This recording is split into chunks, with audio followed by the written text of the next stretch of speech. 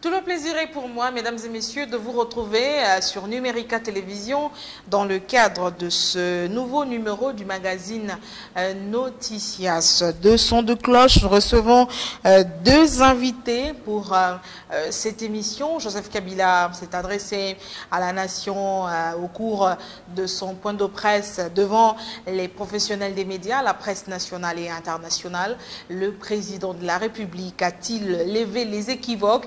A-t-il, on va dire, levé les équivoques et a-t-il donné des précisions exactes sur la tenue des élections? A-t-il convaincu les Congolais? On va en parler au cours de cette émission. Une année déjà, dans quelques jours, en moins de 5 jours, pour commémorer l'an 1 de la disparition d'Étienne Tshisekedi Wamulumba, le président national de l'UDPS. Une année depuis qu'il se trouve, son corps se trouve toujours en Belgique. À quand l'inhumation d'Étienne Tshisekedi? À quand les hommages de la nation congolaise à ce leader de l'opposition en République démocratique du Congo?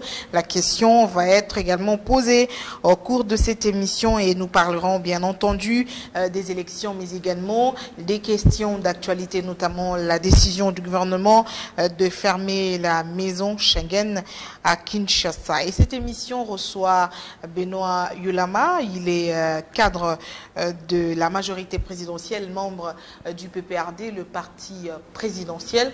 Benoît Yolama, bonsoir. Bonsoir, Madame Rachel. Et pour co-débattre avec lui, Peter Kazadi, avocat, il est de l'UDPS, cadre de l'UDPS, ancien conseiller juridique, c'est ça, de feu Étienne Tshisekedi. Maître Peter Kazadi, bonsoir. Bonsoir, madame.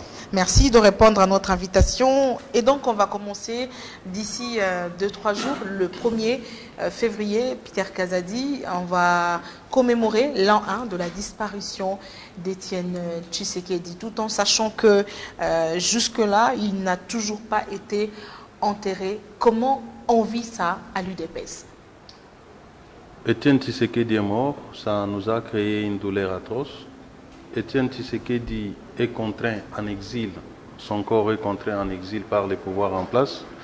Ça nous fait davantage beaucoup de peine. Notre peine est d'autant plus grande que bientôt ça fera une année, comme vous l'avez dit, le 1er février, depuis que notre chef du parti est décédé et que son corps traîne toujours dans un funérarium en Belgique, du fait du pouvoir en place, qui, en dépit des efforts que nous avons fournis pour obtenir le rapatriement du corps de notre leader et de l'enterrer sur les sols de ses ancêtres, ce pouvoir continue à refuser tout ce que nous avons fait. Et aujourd'hui, nous sommes plus que jamais déterminés à obtenir l'enterrement du président dans notre pays, et quoi qu'il en soit, puisque de son vivant, Étienne Tshisekedi n'a jamais fui l'hostilité de la dictature. Étienne Tshisekedi ne s'est jamais réfugié. Nous ne voyons pas pourquoi nous laisserons son corps en exil pendant qu'il n'est plus en vie. Nous tenons ça, c'est un combat que nous allons mener aussi longtemps que nous vivrons, aussi longtemps que les Tshisekedistes existeront sur cette terre des hommes. Nous nous battrons pour qu'un jour son corps puisse être enterré ici au pays. Benoît Yolama, le corps d'Étienne Tshisekedi, toujours en Belgique, à la majorité présidentielle, qu'est-ce qu'on en dit? Est-ce qu'il ne mérite pas des hommages dignes de son rang? Il a été de tout le combat, vous l'avez reconnu comme étant leader, un grand leader de l'opposition, un grand acteur de la scène politique nationale et internationale. Comment faciliter la tâche pour permettre à l'UDPS de ramener la dépouille et de l'enterrer sur sa terre natale? Bon, madame, moi je pense qu'il faut que l'opinion retienne que les partis politiques sont des faits privés. Et on sait que, je sache, l'UDPS, c'est un parti politique comme tous les autres partis politiques. Mais nous savons aussi que Fétien Tshisekedi, par le passé, avait occupé des charges d'État. Mais il est décédé comme un citoyen congolais, un acteur politique de l'opposition. Même s'il était de la majorité, mais il est décédé comme un acteur politique. Et donc il n'y a pas le rapport entre sa mort et l'État congolais. L'État y a à prendre en charge son séjour à l'hôpital en Belgique. C'est l'État congolais qui avait fait tout ce qu'il fallait faire pour qu'il soit dans de bonnes conditions. C'est connu de l'opinion publique et je ne pense pas qu'il faudrait que j'explique cela. Et de deux, je constate avec regret cette politisation à outrance du corps de Fétien Tshisekedi et par la famille, par son parti politique, mais aussi par la Belgique. Quand à un certain moment nous avions dévoilé le secret sur le scénario qui s'opérait en Belgique sur le corps de Fétien Tshisekedi, on a cru que nous étions contre le retour de son corps sur le sol congolais. Il n'a jamais été le cas. Et je dis jamais, puisque si je prends le cas de Mandela en Afrique du Sud, il était le président sud-africain, il était en fonction comme président, et c'est lui qui a libéré pratiquement le noir de l'apartheid. Il a été enterré dans son village, ça n'a pas demandé de cérémonie et autant de déclarations sur la place publique. Et j'ai eu moi-même, et par le trichement de mon co-débatteur, Peter Kazadi, et par le trichement d'une de vos conseils, envoyé le message à Félix pour lui dire qu'il doit enterrer son père. Perdre un père, c'est trop dur que perdre un enfant, puisque l'enfant, on peut supplier, on peut avoir d'autres enfants. Mais les parents, on ne l'aura jamais toute sa vie quand c'est parti. Et j'ai essayé, moi, en tant qu'acteur politique, à les convaincre, lui et les autres, à les convaincre pour qu'ils reviennent à la raison, qu'ils ramènent le corps de Fétien Tshisekedi ici. Alors, on dit, nous allons nous battre toute notre vie. C'est vrai qu'il faut se battre, mais il y a des lois belges qu'il faut respecter. Lorsqu'il y a un enterrement provisoire, il y a autant d'années, autant de mois qui sont prévus pour que le corps sorte de cet endroit-là. Ce n'est pas une simple affaire, une mince affaire, où on dirait, bon, je le fais demain, je peux ressortir comme ça. Mais je n'aime pas qu'il y ait de la démagogie. Je voudrais que nous puissions demeurer comme des responsables et surtout que ce corps revienne au pays, puisque c'est un citoyen congolais et personne ne peut lui contester cela. Très bien, le corps revient au pays, mais Maître Peter Kazadi, qu'est-ce qui bloque à ce jour le rapatriement, qu'on se le dise? Qu'est-ce qui bloque aujourd'hui le rapatriement de la dépouille de feu Étienne Tshisekedi wa Mulumba? D'abord, j'ai toujours eu du mal à débattre avec mon frère en face parce qu'il fait des affirmations qui ne reposent sur rien. Vous savez, lorsqu'il dit par exemple que les frais médicaux du président Étienne Tshisekedi ont été payés par le président congolais, le gouvernement congolais, je ne sais pas d'où il tire ça, parce que lorsque Étienne Tshisekedi voyageait, le gouvernement n'avait déboursé aucun fonds. Et que tout au long de son séjour, jamais le pouvoir en place a envoyé de l'argent à Étienne Tshisekedi. Alors que Yolama vient sur ce plateau faire des affirmations pareilles, je ne trouve pas ça sérieux de sa part. Ce n'est pas la première fois, toutes les fois que je débat avec lui, il fait des affirmations sans fondement, ce qui n'est pas bon. Je lui ai toujours dit que ceux qui nous suivent ne sont pas assez bêtes pour croire en ce qu'il dit. Par contre, il se décrédibilise comme acteur politique. Je l'entends dire qu'il a tenté de convaincre Tshisekedi, notamment par mon trichement. Je ne me rappelle jamais avoir reçu un appel de Yolama, qui est du reste un ami, dans ce sens-là. Alors, il ne faut pas débiter de contre-vérités sur un plateau et surtout en face de moi. Il y va de votre honneur, cher ami. Maintenant, par rapport à votre question, ce qui bloque, c'est le gouvernement. Vous savez, nous avons signé même un protocole, un accord avec le gouvernement. Et ça, je crois que Yolama ne le sait pas. Nous avons signé, l'accord a été rendu public.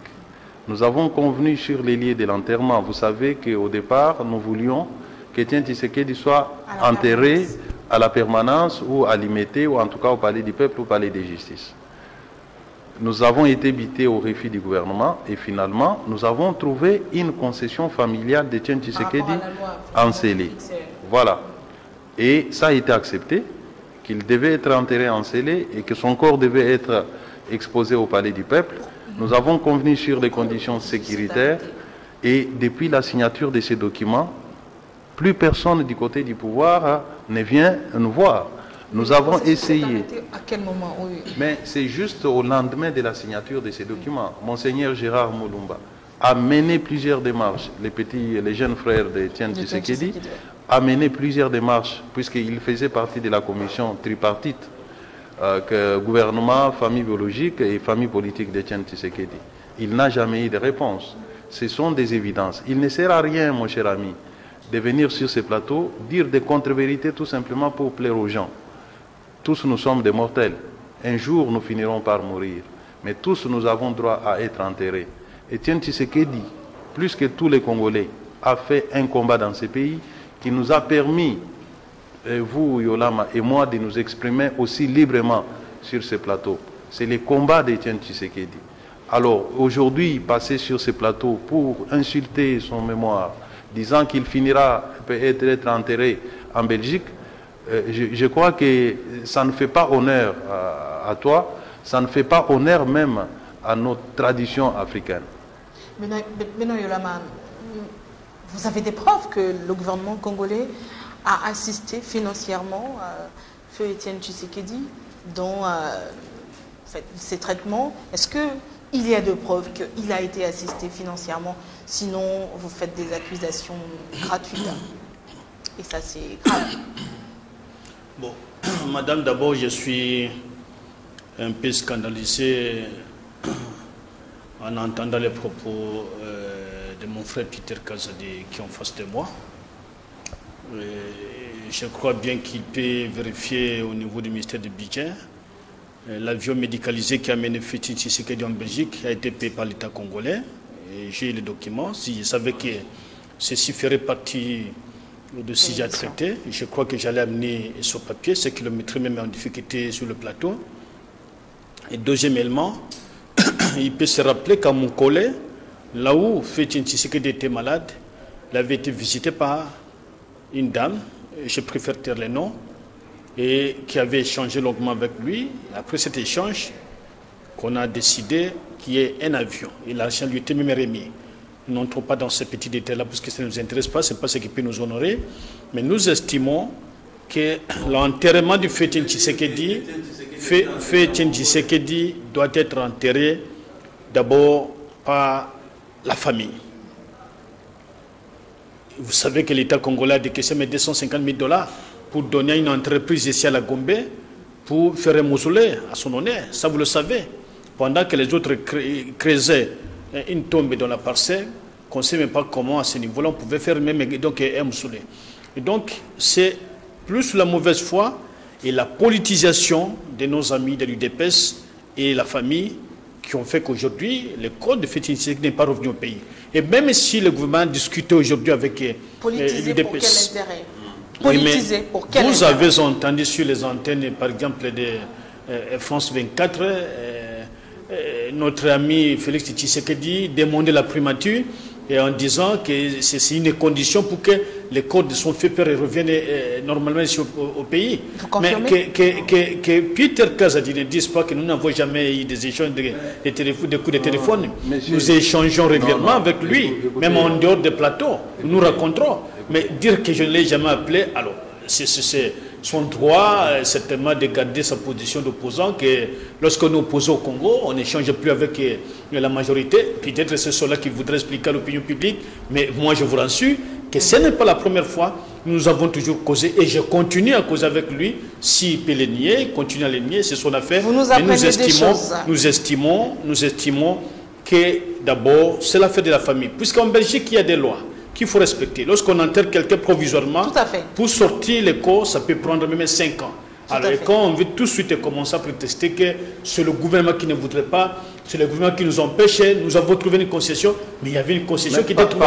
Tout à fait. Maître Peter Kazadi, on nous apprend des choses. Oui. Politiser le corps, Félix Tshisekedi qui conditionne sa primature, sa nomination avec l'enterrement de son père. Est-ce que c'est exact? Benoît Yolama a des méthodes fascistes qui consiste à affirmer des choses pour faire croire à l'opinion que qu'il est en train de dire des vérités. Je dis bien que Yolama, on se connaît bien pour avoir été avec lui à l'université. Il y a des moments où nous parlons, nous échangeons, ça n'est pas à nier. Mais il ne faut pas prétexter, prendre mes conversations avec toi pour les assimiler à des conversations politiques.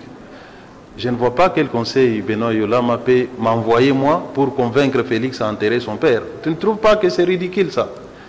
Benoît Yolama me dire d'aller dire à Félix d'enterrer son père. Bon, c'est bien que tu affirmes des choses comme ça sur le plateau, mais moi je m'en tiens aux faits. Quel que soit ce qu'on peut dire. J'ai dit ici sur le plateau qu'il y a un accord qui a été signé avec le gouvernement, juste pour enterrer le président Etienne Tshisekedi. Pourquoi cet accord n'est pas appliqué? C'est ça la question à laquelle il faut répondre. Qu'est-ce qui va arriver aujourd'hui? Qui bloque l'exécution de cet accord? Est-ce Félix Tshisekedi qu'il cite a été voir le ministre de l'Intérieur pour lui dire que non, on n'applique pas l'accord, il faut que vous me nommiez Premier ministre avant d'appliquer l'accord? Est-ce qu'il peut affirmer telle chose sur ce plateau? Je crois que nous devons être sérieux. Il est vrai que nous entretenons des liens d'amitié, mais il ne faut pas venir sur un plateau de télévision, commencer à mentir à l'opinion.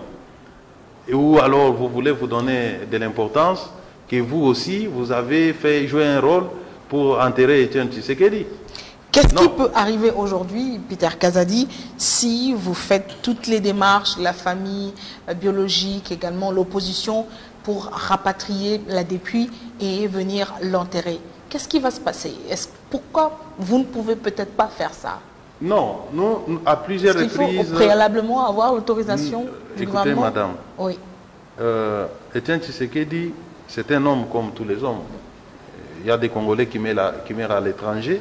On les rapatrie au pays sans l'autorisation du gouvernement. Okay. Mais plus que les communs des mortels, Etienne Tshisekedi a assumé les charges publiques, comme on l'a dit. Okay. C'est dans ce sens-là que les gouvernements étaient les premiers à faire pas vers nous. Pour dire que Etienne Tshisekedi a été ceci, vice-président du Parlement, Premier ministre, à plusieurs reprises, ainsi de suite, et que nous pouvions organiser les deuils ensemble. Ce que nous n'avons pas refusé. Et cela a été sanctionné par un accord. Je dis bien, le document existe, signé en bonne et due forme par toutes les parties. Est-ce que maintenant on ne peut pas mettre le gouvernement qu'on ne signe pas et qu'on n'applique pas? Ça c'est un. Deux, lorsque nous avons constaté que le gouvernement ne veut pas appliquer l'accord convenu, parce qu'il y avait des engagements, il s'était engagé à donner un avion qui devait ramener les corps du président au pays. Bon, nous nous sommes dit, peut-être parce qu'ils pourront ne pas avoir l'argent, nous-mêmes, nous voulons maintenant prendre les obsèques du président en charge. Et là, nous sommes encore butés au refus du pouvoir. Souvenez-vous, au mois de mai, alors qu'il était prévu un 14 mai pour que les corps reviennent au pays et que nous puissions pleurer à la permanence, tout de suite, la permanence a été envahie par les policiers.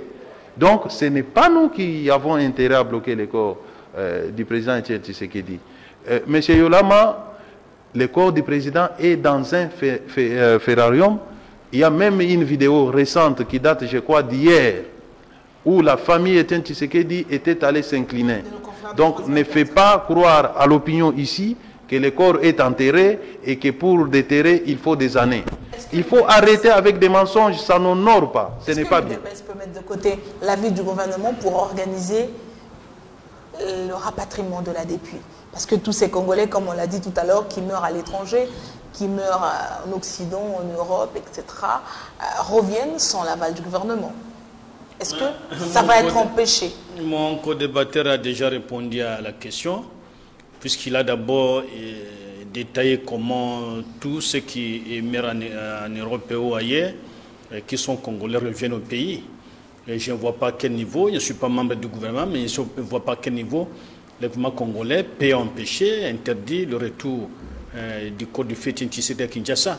Puisque même au sein du gouvernement, vous avez entendu le Premier ministre, qui est un ancien collaborateur de Fétine Tshisekedi, qui s'est décidé il n'y a pas longtemps, vous l'avez entendu lors du congrès, qu'il était déterminé à enterrer avec honneur Fétine Tshisekedi. Ça ne sort pas de ma bouche, c'est membre de l'opposition, c'est le porte-parole du conclave de Géval, et donc, moi, je ne vois pas quelqu'un d'autre qui peut me dire mieux, puisque celui-là a affirmé sur la place publique, mais aussi il est de l'opposition, il est porte-parole et un ancien collaborateur le fait Etienne Tshisekedi. Donc, il est mieux placé pour amener ce corps si ça ne dépendait que du gouvernement congolais.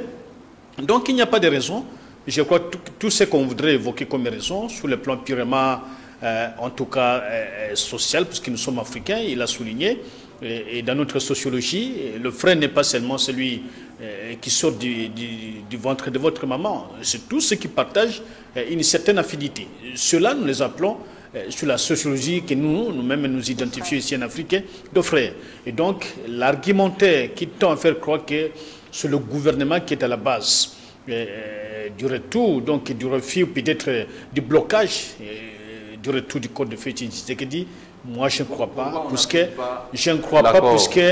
j'ai suivi M. Tchibala, Premier ministre, chef du gouvernement, qui est le chef de celui qui aurait signé l'accord. Donc, s'il y aurait un problème au niveau du gouvernement, je crois que cela serait facilement balayé. C'est le premier élément. Le second élément, c'est que le rapport entre la famille, le parti et le Belge qui s'en mettent déjà sont des choses que parfois l'opinion publique est difficile à comprendre. C'est vrai que l'ami a tendance à démentir tout ce que j'ai donné comme preuve sur le plateau, mais c'est son choix, nous sommes en démocratie, c'est une liberté qui est reconnue à tout le monde, mais nous estimons qu'il n'y aurait aucune conditionnalité pour que ce corps revienne. Parce que pour quitter le pays, il n'y a jamais de conditions. Pour revenir, il n'y a jamais de conditions, mais quand il est revenu il n'y a pas longtemps, c'est le même gouvernement congolais qui avait envoyé des policiers pour sécuriser le retour du fait jusqu'à sa résidence. Donc je ne vois pas, même le meeting qui avait été tenu sur le boulevard triomphal, sécurisé par le gouvernement congolais. Alors je ne vois pas à quel niveau on va imputer tout ce qu'il y a eu comme héritage sur le rapatriement du code du fait sécurisé sur le gouvernement congolais. Je constate tout simplement, madame, que c'est de la mauvaise foi. Et c'est immoral de marchander le corps de celui qui a lutté, une lutte politique de longues années, depuis 60. Donc je crois que c'est dans le chef d'abord de son fils et de son parti politique, il n'y a pas imputé, en tout cas, une seule erreur au gouvernement congolais. Je n'en fais pas partie, mais j'estime que M. Tchibala est de l'opposition. Une année maintenant, Peter Kazadi au programme, qu'est-ce qui est prévu pour commémorer l'an 1 de la disparition d'Etienne Tshisekedi à l'UDPS et au rassemblement? Qu'est-ce qui va être fait? Nous entendons organiser une messe d'action de grâce pour le repos éternel des l'âme de l'illustre disparu. Dans une église? Dans une église. Nous avons souhaité que ce soit à la cathédrale Notre-Dame du Congo. Après, il y aura la signature du livre de condoléances au niveau de la permanence du parti et un cocktail sera offert aux invités. Donc voilà.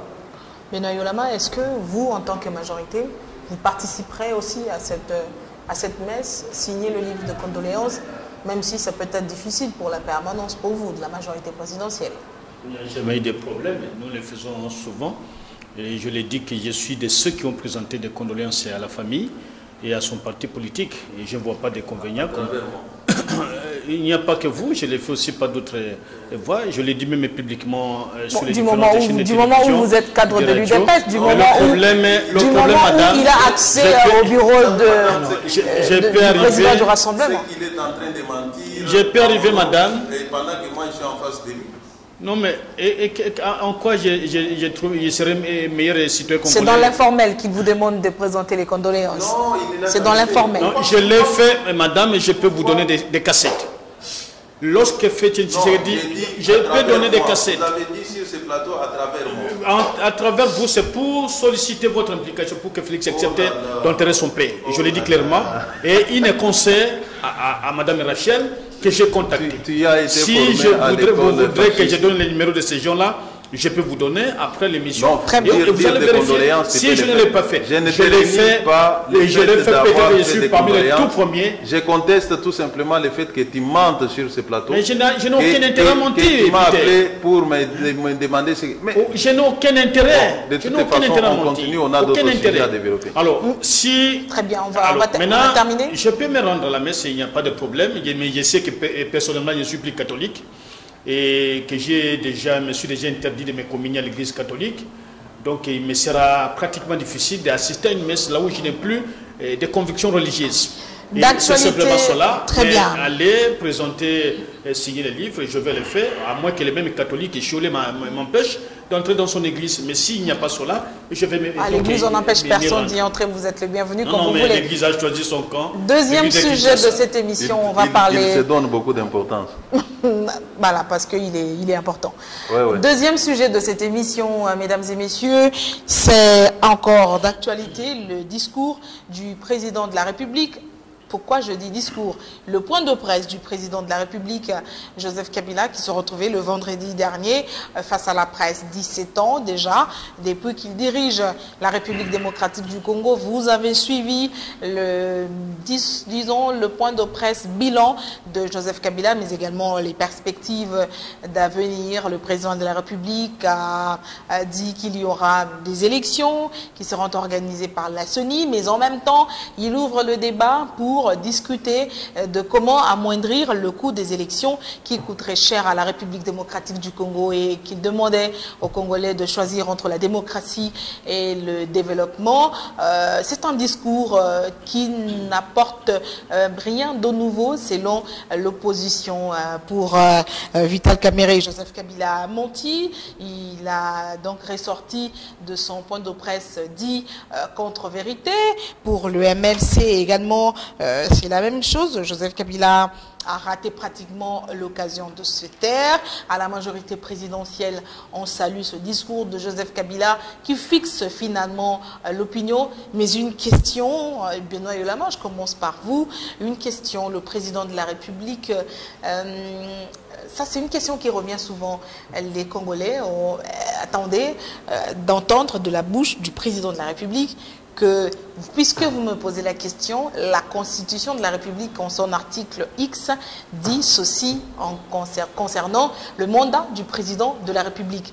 Pourquoi il ne le dit pas lui-même explicitement? Bon, pourquoi vous voulez que le président le dise? D'autant plus que la Constitution a scellé son sort. Le président n'a plus rien à expliquer.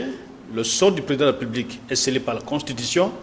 Et il n'y a plus d'autres moyens, d'autres circonstances pour le dire. Et nulle part, même en démocratie, on va vous dire, moi je ne vais pas me représenter, j'arrête la fin de ma vie politique ici, ou bien peut-être pour donner satisfaction à tel ou tel groupe. Moi je pense que le président ne peut pas faire ça.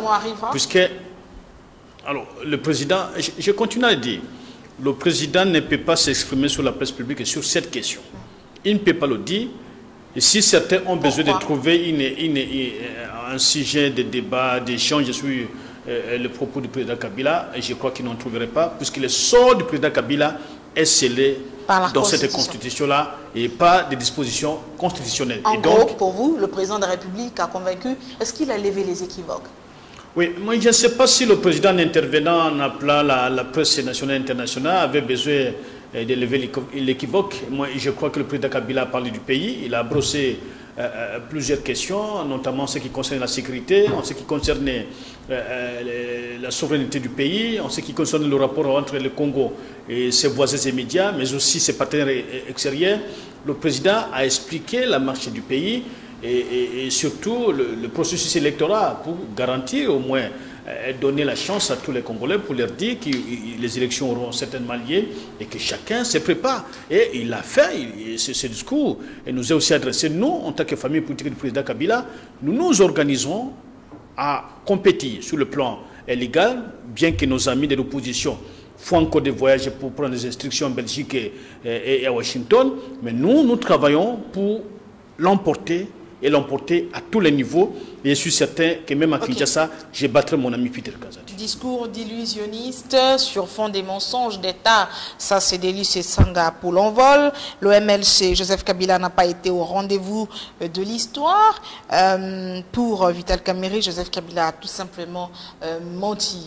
Madame, ça c'est leur rôle qui est naturel, mais la différence avec des oppositions ailleurs, c'est que les oppositions font des propositions. Ici chez nous, c'est un peu souvent, c'est des tentatives d'invective, parfois des calomnies, parfois des propos trop durs. Mais cela, c'est à mettre dans l'assiette de ce que nous pouvons qualifier de paliers de la démocratie. Ils ont droit à s'exprimer, à donner leur point de vue, mais le président Kabila n'a pas raté l'occasion. Sinon, on ne parlerait pas de ce discours pendant plus de 2 semaines, et peut-être on peut aller jusqu'à 1 mois au niveau national qu'international, puisque ça intéressait tout le monde. Il a brossé tous les aspects de la vie nationale pendant pratiquement plus de 2h30 de temps, et donc il n'y a pas un secteur qui a été laissé, en tout cas par le président Kabila. C'est vrai que la seule chose qui concerne, qui intéresse l'opposition congolaise, c'est que le président leur dise que je ne vais pas m'y présenter les jours J, quand il y aura des élections, c'est la question principale. Mais le président a clairement répondu. Je suis en face d'un éminent juriste qui j'aurais souhaité qu'il soit le président de l'IDPS. Et c'est connu, même au sein du G7, qu'il n'y a pas d'alternative. La seule solution, c'est d'aller aux élections. Et donc, si les autres ont besoin que le président Kabila parle, il ne parlera peut-être plus, peut-être jusqu'à la fin de son mandat, mais au moins, la voie est déjà dégagée, que ceux qui sont prêts à aller aux élections s'organisent, aller compétir. Et surtout, c'est la moindre des choses qu'on peut faire au stade où nous nous trouvons. Peter Kazadi, Joseph Kabila a été un peu plus clair. Il a été très clair, les élections seront tenues. Je crois que vous devriez rejoindre Benoît Yolama dans la compréhension du point de presse de Joseph Kabila. Qu'est-ce qu'on en dit à l'UDPS, cette sortie médiatique? Plus de 2 heures, comme on l'a dit, plus de 2 heures de gaspillage, Après, plus de 2 heures pour ne rien dire, si ce n'est que plonger dans des lamentations, dans des jérémiades, des rappels de faits historiques truffés de mensonges qui ne cadrent pas à la réalité ni à la vérité historique. J'ai noté dans les comportements de M. Joseph Kabila un certain mépris, une attitude méprisante vis-à-vis de la population. Il l'a manifesté à travers sa manière de répondre aux journalistes. Vous vous souvenez, une journaliste qui lui pose la question. D'abord, il la taxe de sa petite sœur, et puis il la renvoie chercher la copie de la Constitution, alors que, non, vous savez, lorsqu'on assume certaines fonctions, est-ce que les gens, est-ce que les gens étaient là pour qu'ils fassent la comédie avec eux? Les questions des journalistes sont celles que l'opinion se pose. Et cette question du mandat du président Kabila, de sa présence à la tête du pays, a engendré des morts dans ce pays. C'est une manière pour lui de se moquer de ces morts. Lorsqu'il refuse de répondre aux attentes de la population, c'est du mépris tout simplement. On peut se demander si Joseph Kabila travaille effectivement pour le peuple congolais. On se demande même s'il y a des moments où il entre effectivement en contact avec la masse laborieuse de ces pays. Qu'ils disent en responsable, lorsqu'on pose des questions, il faut donner des réponses précises. Les élections se tiendront? Les élections se tiendront. Il dit ça sans conviction. Il ne donne aucune garantie. Vous savez, je voulais dire à travers le monde, à travers le monde, madame, le chef de l'État, lorsqu'un chef d'État, un mandat renouvelable une fois, c'est ce que dit la Constitution. Mais ce que Kabila est en train de faire, c'est tout à fait le contraire. Vous savez, si il devait respecter la Constitution, il ne serait plus au pouvoir aujourd'hui. La Constitution avait prévu que son mandat prenait fin le 19 décembre 2016. Kabila est resté. Nous lui avons accordé une année de plus. Il vient de s'accorder une autre année avec la complicité de Corneille Nangaa, qui s'est imposé 17 contraintes qui sont en réalité 17 manières de reporter les élections. Il suffit qu'une seule de ces contraintes ne soit pas réalisée pour que Nangaa nous renvoie en 2030, à 2030. Donc, Joseph Kabila n'est pas convaincu qu'il y aura des élections dans ce pays. Il continue à trôner sur un peuple meurtri, tué par des hommes obéissant à ses ordres. Et là, nous pensons que les peuples congolais, nous devons davantage nous prendre en charge. Lorsqu'on exerce le pouvoir politique, on ne l'exerce pas uniquement pour ses intérêts à soi. On l'exerce dans l'intérêt général de la population. Le pouvoir de Joseph Kabila aujourd'hui tient aux armes. Nous sommes dans un système de colonialisation, de colonisation. Donc ce que nous vivons aujourd'hui, lorsque vous émettez des points de vue contraires, vous voulez manifester en public, on vous contraint à ne pas parler, on veut vous forger, vous imposer ce que Kabila pense, ce que Kabila veut. Et ça, c'est de la colonisation pure et simple. Or, nous nous sommes battus il y a plusieurs années pour que nous soyons libres. Nous n'allons pas nous laisser faire. Benoît Yolama, comment vous comprenez le fait qu'à l'opposition, on ne croit pas en ce que dit le président de la République quand il dit que bon, il souhaiterait que les élections se tiennent et que ces élections se tiendront selon l'organisation, disons, la centrale électorale qui est en charge de l'organisation des élections en RDC. Pourquoi on ne croit pas à l'opposition à ce que dit le président de la République? C'est très simple, madame, puisque l'opposition n'est pas préparée à aller aux élections. Et si vous vérifiez tous les différents voyages qui sont effectués presque chaque semaine en Europe, ce n'est pas l'intérêt du pays que ces voyages sont effectués, ce n'est pas l'organisation de leurs partis politiques. Et ce qu'ils font jusqu'aujourd'hui, c'est d'organiser une certaine insurrection au niveau de Kinshasa et reprendre le pouvoir. Et lorsqu'on vous dit qu'il faut se prendre en charge, la prise en charge qu'on est en train de parler ici, ce n'est pas pour aller aux élections, c'est pour renverser les institutions de la République. Et je continue à affirmer, et pas même affirmer, à soutenir avec force que nous sommes déterminés à aller aux élections. C'est puisque l'opposition n'est pas prête, elle est désorganisée. Et c'est cette désorganisation qui va certainement nous aider à l'emporter à tous les niveaux. Et la crainte n'est pas justifiée, madame, étant donné que la CENI n'est pas dirigée par quelqu'un de la majorité présidentielle. C'est membre de la société civile qui est à la tête de cette structure. Il y a des membres de l'UDPS, le rapporteur, il y a un membre de l'UNC qui est ici au niveau de la plénière, il y a un membre de l'EMSC, tous nous sommes là.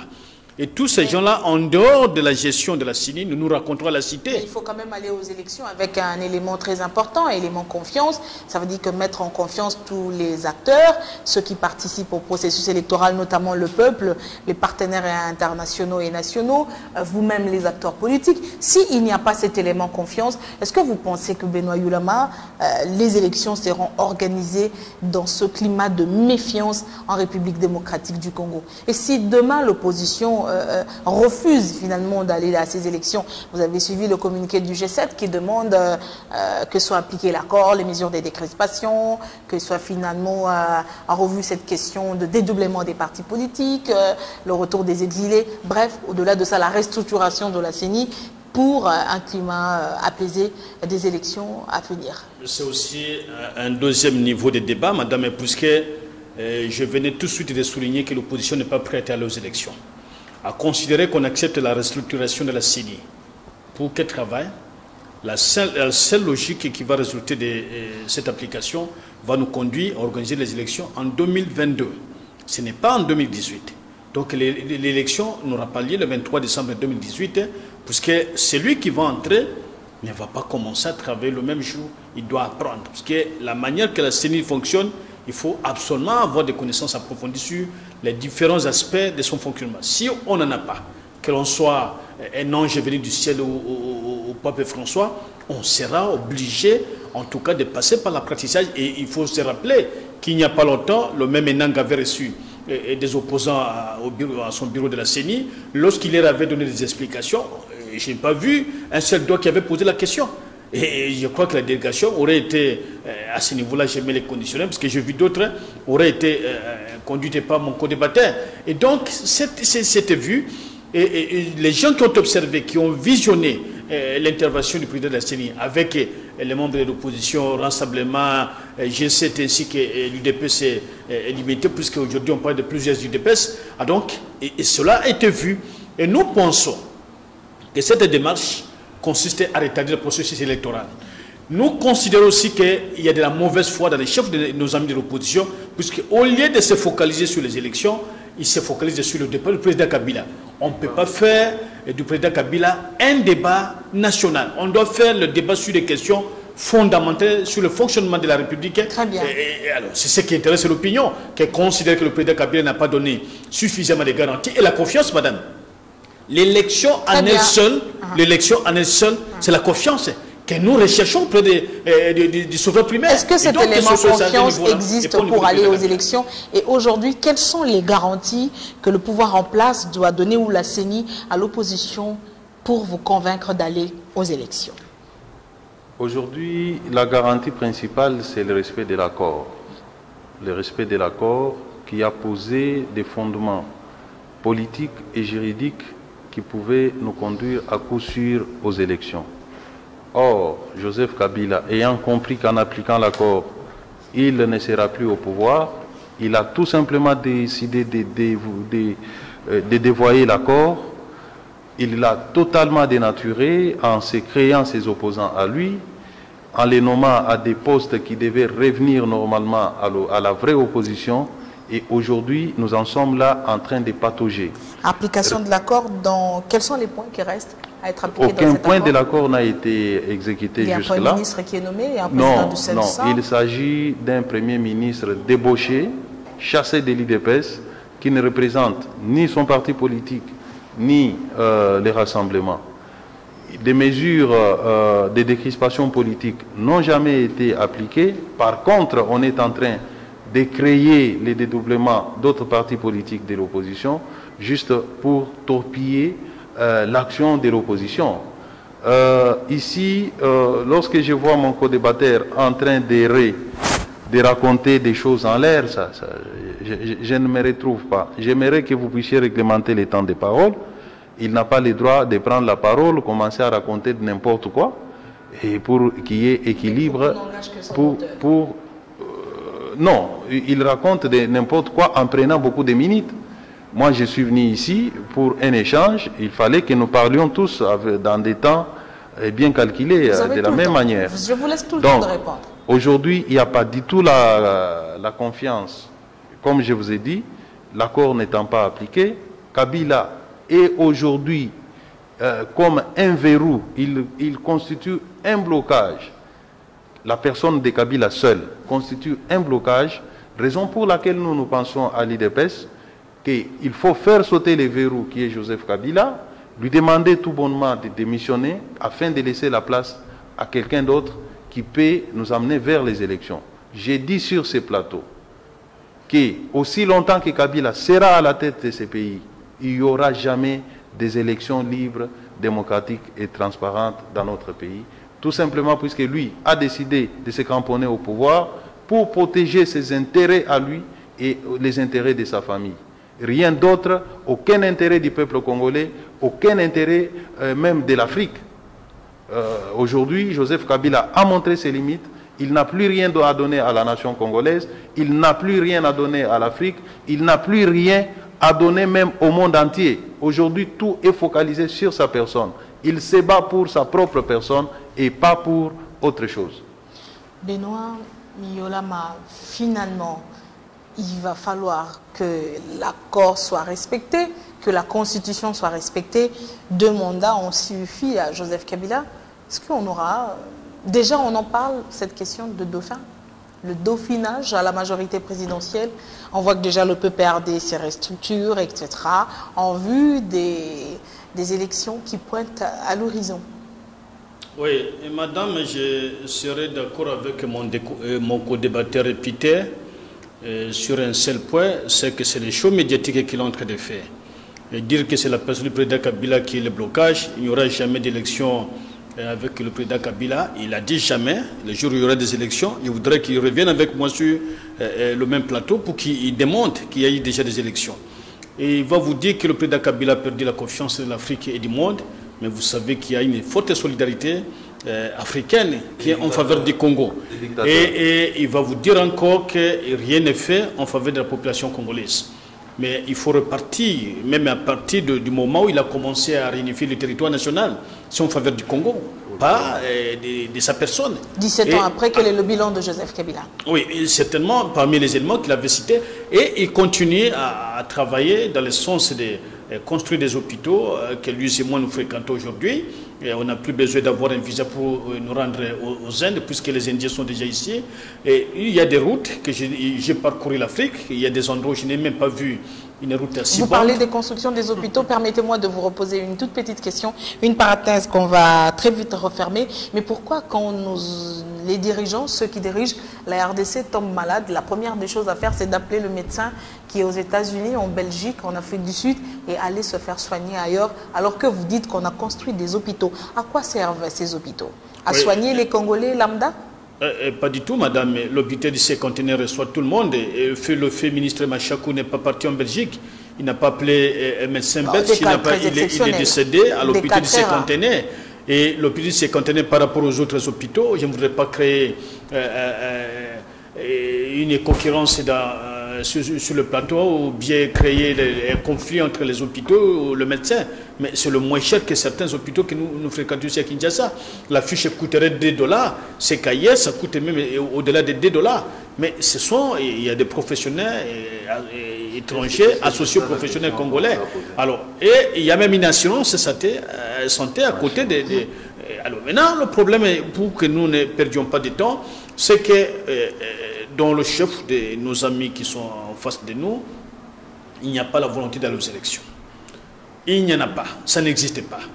Plus ils préfèrent que le président Kabila leur dise que je ne vais pas me représenter, plus ils exigent encore de l'autre côté, aussi c'est au niveau de la communauté internationale, que le président Kabila soit considéré comme diable, et plus ils perdent du temps, et finalement ils vont perdre les élections. Vous perdrez du temps pour obtenir quoi, et c'est ça la logique. Perdre du temps pour obtenir quoi? Ne pas vouloir aller aux élections, pour quel motif? Vous savez, ce qui m'étonne dans le comportement de mon co-débatteur, c'est quand vous lui posez une question, il raconte d'autres choses.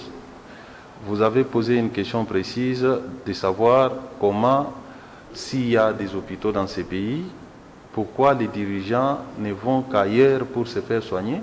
Et là, il va vous raconter comment ça coûte moins cher là-bas, comment il y a une assurance maladie. C'est difficile de faire un débat avec Benoît Yolama. Et je l'ai entendu dire, madame, que Kabila a fait beaucoup de choses, mais moi, je le prends lui, à titre personnel. Est-ce qu'il peut dire ce que Kabila a fait pour lui, puisque tout le temps, il passe dans des médias chanter Kabila, Kabila. Il est là en chômage, il n'a même pas un travail. Et pourtant, c'est un universitaire. À quoi sert le pouvoir de Kabila? Une fois vous avez été nommé au ministère de l'Intérieur, quel salaire touchez-vous? 700 000 francs congolais, un conseiller du ministre. Et quelle est la qualité de vie que vous menez? Si vous, à ce niveau-là, vous touchez autant d'argent, 700 000, et les Congolais de la rue qui touchent 50 000, c'est ça l'œuvre de Joseph Kabila. Et vous vous contentez de mener cette vie médiocre, vous imposez par le système Kabila.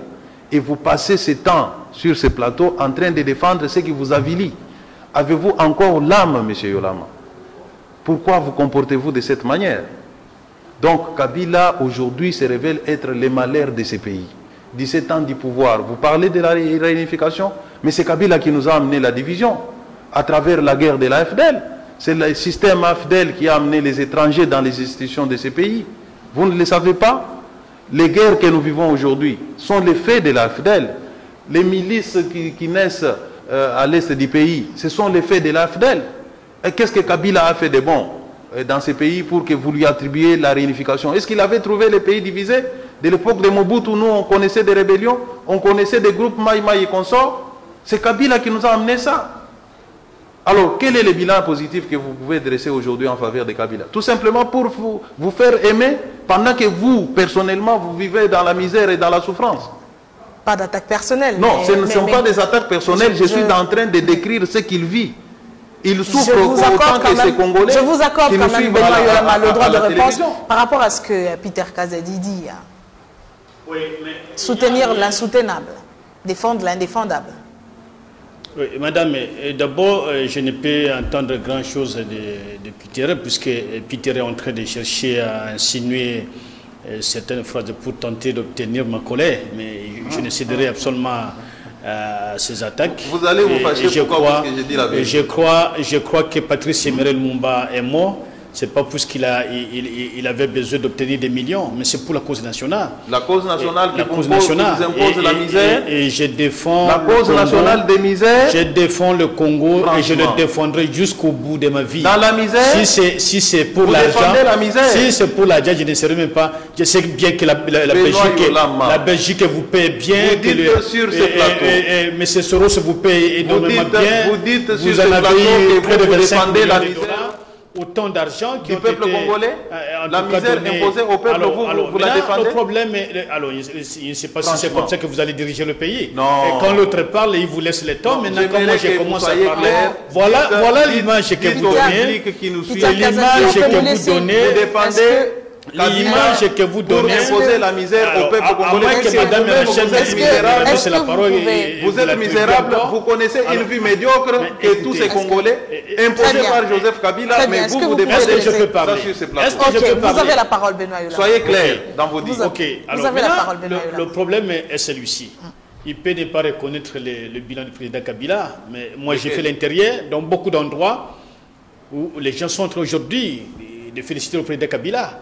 Puisqu'ils sont dans la capitale, même dans la capitale, il a fait le tour de l'Afrique et même en Europe, vous ne trouverez pas de routes à 10 bandes. Ça n'existe pas. Allez même en Belgique, ça n'existe pas. Ah bon? Et lorsque vous parcourez l'intérêt du pays, je vous en prie, je vous en prie, je n'ai pas de l'autoroute. Est-ce que vous avez déjà été en Belgique? L'autoroute est en train de Est-ce que vous avez déjà été en Belgique? Vous aurez l'autoroute, je vous ai parlé des simples routes. Benoît, est-ce que vous avez été en Belgique? Il y a combien de journalistes sur le plateau? Est-ce que vous avez déjà été en Belgique? Est-ce qu'il y a 2 journalistes sur le plateau? Allez-y, vous avez la parole. Monsieur Kazadi, s'il vous plaît. Maintenant, le problème, c'est celui-ci, et madame. Je crois que la démarche de l'opposition aujourd'hui s'articule autour des élections. Moi, je ne voudrais pas entrer dans les débats de bilan. Le moment venu, nous allons donner le bilan du président Kabila. Il y aura des débats publics, il y aura des débats de campagne. Et je suis certain qu'ils n'auront pas à présenter à la population congolaise. Si par le 5 chantier, ce sera l'évolution de la modernité. Il n'y aura que ça. Et il parle de salaire. Je ne voudrais même pas répondre, mais l'autorité budgétaire n'est pas le président Kabila. Il y a des députés de l'opposition et de la majorité qui font partie du Parlement. Et donc, le vote du budget passe par les honorables députés. Ce n'est pas à un gouvernement qu'il faut demander, parce que le projet est envoyé du gouvernement, mais le vote et la sanction finale relèvent de la compétence du Parlement.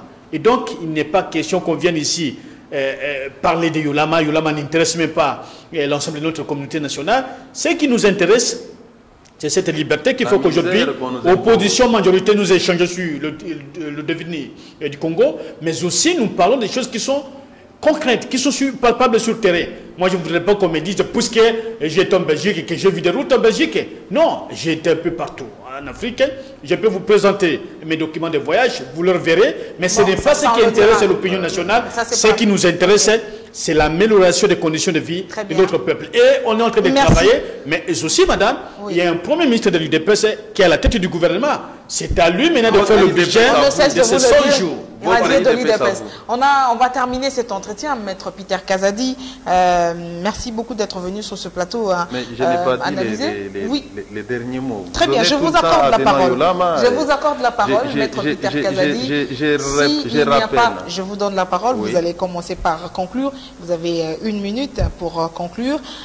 Décrispation politique, si les prisonniers politiques ne rentraient pas, disons les cas emblématiques, est-ce qu'on peut arriver au fait que l'opposition boycotte les élections parce que Moïse Katumbi n'est pas rentré au pays, parce qu'il y a des prisonniers politiques qui ne sont pas sortis des prisons? Je parle des cas emblématiques. Ensuite, vous allez conclure l'émission. D'abord, je dois vous dire que tant que Kabila sera à la tête de ce pays, il n'y aura pas d'élection. Il n'y en aura pas du tout. Les élections démocratiques transparentes, nous n'en connaîtrons pas. Lui, le problème aujourd'hui, c'est son sort personnel que Yolama est en train de défendre sur ce plateau. Yolama est en train de défendre la misère dans laquelle il vit lui-même. Et je l'ai dit en le regardant dans les yeux. Et je sais de quoi je parle. Décrispation politique, élection. Mon cher frère, même si vous n'avez pas votre amour propre, faites un effort pour aimer la population qui souffre. Cette population en a marre du régime Kabila. Kabila ne nous a rien donné les 17 ans. Par contre, lui a tout obtenu de ce pays. Donc, au jour d'aujourd'hui, notre voie de sortie, vous et moi, c'est d'unir nos efforts pour faire partir le système Kabila qui nous avilit, qui vous avilit, qui m'avilit moi, qui avilit madame la journaliste, qui avilit tous les peuples congolais. C'est là la voie de notre salut à nous tous. Faire semblant de ce que vous êtes en train de faire et prétendre soutenir ce régime alors qu'il te soumet dans des conditions les plus atroces, c'est tout simplement malheureux. Des crispations politiques, pas de retour de Moïse Katumbi, pas de libération des prisonniers politiques, des cas emblématiques. Est-ce que l'opposition Rassemblement peut refuser d'aller aux élections? Non, cela n'est pas encore traité au niveau du Rassemblement. Nous faisons tout pour que l'accord soit exécuté. Nous pensons bien que l'accord sera effectivement exécuté et que toutes les personnes concernées par les mesures de décrispation seront bel et bien au pays pour participer à la compétition. Et si pour vous, la présence de Joseph Kabila, avec lui, il n'y aura pas d'élection démocratique, vous participerez quand même à ces élections? Nous ne sommes pas disposés à accompagner Joseph Kabila dans ce qu'il fait. Nous allons au moment opportun prendre des mesures appropriées et d'ailleurs la mobilisation reste notre unique voie de sortie. Il faut donc amplifier... Qui peuvent être le boycott des élections? Non, non, non, non, non. Votre non-participation aux élections? Les élections nous concernent tous. Lorsque Kabila oppose les élections au développement, cela traduit tout simplement son intention de ne pas du tout organiser les élections. Et nous sommes là pour contraindre... Amoindrir le coût parce que les élections nous coûtent cher. Mais lui, lorsqu'il se faisait élire par fraude dans ces pays, il n'avait pas compris qu'il y avait un coût. Ce n'est que lorsqu'il n'a plus de mandat, qu'il comprend qu'il y avait un coût qui pesait sur le développement du pays. Benoît Yolama, en 30 secondes, vous avez eu tout le temps de parole. On a terminé cet entretien. Oui, je vous remercie, madame, mais je vais conclure en 2 mots en ce qui concerne le retour de Fétine Tshisekedi. Cela relève de sa famille. Et je constate qu'il a la mauvaise foi et c'est ce que j'ai toujours qualifié d'immoral, d'immobiliser le corps de quelqu'un qui est décédé, qui a besoin de se reposer. Et je ne sais pas quel est le jour qu'on avait célébré son 40e jour de décès. C'est inacceptable que l'Église même reçoive encore les gens pour une quelconque messe. Sur le deuxième sujet, je crois que les efforts sont là. Le président Kabila n'aime pas le pouvoir organisateur des élections. C'est la Commission électorale nationale indépendante qui a la compétence. Et donc, il y aura des élections. Il y aura des élections. Et heureusement que mon co-débatteur a changé. Il a supprimé les jamais. Il est revenu à une autre négation qui est assez moindre. Cette émission est terminée. Alors, et merci, madame. Merci beaucoup. Cette émission est terminée. Peter Kazadi, à quand le congrès? Pour très bientôt. Merci à Doudou Kassouba, Eric Ndongala derrière les caméras. Merci à Carlos Pacasa à la réalisation de cette émission, à Freddy Manzaka à la régie finale et à Madame Bienvenue Babois à la direction des programmes. Je vous retrouve lundi prochain avec 2 autres co-débatteurs dans le cadre du magazine Noticias version 200 de cloche. Bonsoir et à la semaine prochaine.